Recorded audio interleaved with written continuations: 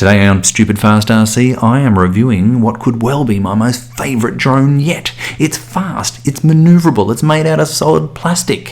What is wrong with these people? Don't they realise that cheap drones are supposed to be Stupid Fast RC. Welcome to Stupid Fast RC. Today we're looking at the X250 Alien. It's a 6-axis gyro RC quadcopter, ready to fly 2.4 gigs with a fail-safe. With some mode 2, which is left throttle. It's supposedly stable and easy to control. Should be able to control this at a distance of 300 meters. It has a 1-key roll, high precision pneumatic needle to achieve height position, which I'm not sure how that works, but we'll take a look. 5.8 gigahertz mini HD camera can be put on it. This one doesn't have it, and that will give you full FPV.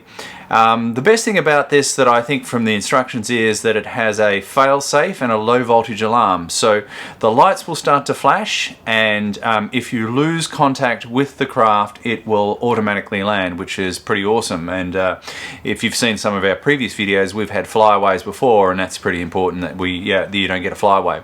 It is compatible with the Futaba SFHSS controller. In the box we've got a quad, 4 propellers, a battery, a screwdriver, and as I said, this version is without the camera. Let's unbox it.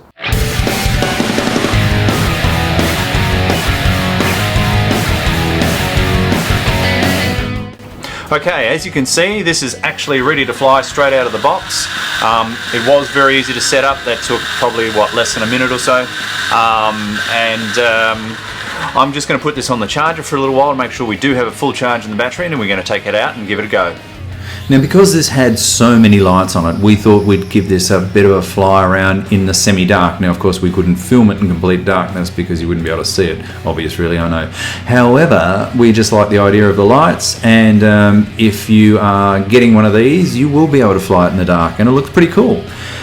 But the thing that really struck me as we started to use this thing was how responsive it was. Now, let me explain this. A lot of these come out of the box and you pull the levers, and there seems to be some sort of delay between you actually pushing the lever forward or backwards and something happening. And when it does happen, it's kind of a bit sluggish, a bit wet fishy. This thing moves when you immediately and decisively, and I can't emphasize how important that is when you're trying to fly a drone. There's nothing worse than you're trying to recover from a bit of wind or whatever and nothing happens, and when it does happen, it's too late. Now, this is not like that. The only other similar drone that I've experienced like this had 6 props on it, right? So you've got a lot more motor, a lot more power, a lot more air being pushed around. This thing here was awesome, and you can see by the flips, we actually did a double flip here, you know, straight out of the box. I mean, and of course it went down the back there, but you know, that said, it was easy to do. Both the guys had a go at this, Brandon and Tom, and you know, it got to be such a competition between the two of them with the flips that you know, they were taking turns at having a go at it, and of course the first person to crash, then you hand over the controls to the other guy. The battery life was around about 15 minutes. The crashers managed to bump free the sprocket on the spindle a couple of times from the motor. That just pushed straight back on. There was no damage.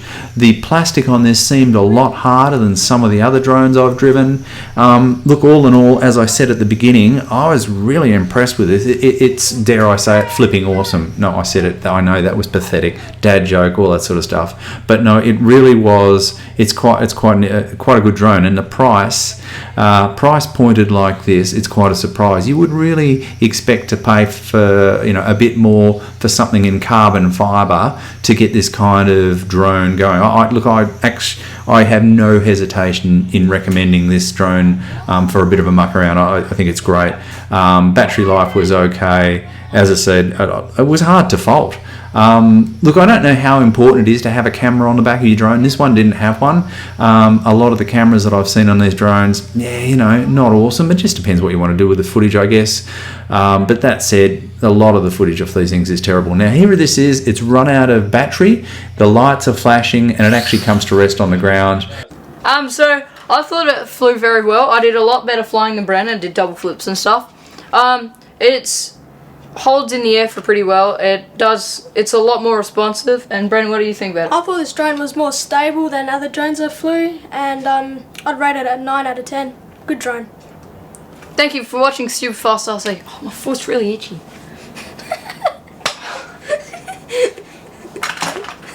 Quit. Hey, don't forget to subscribe and watch these crazy videos too. Super fast RC. Yes, it's fast, it's solid, it's maneuverable, and I haven't explained what I like about it. That's really, isn't it?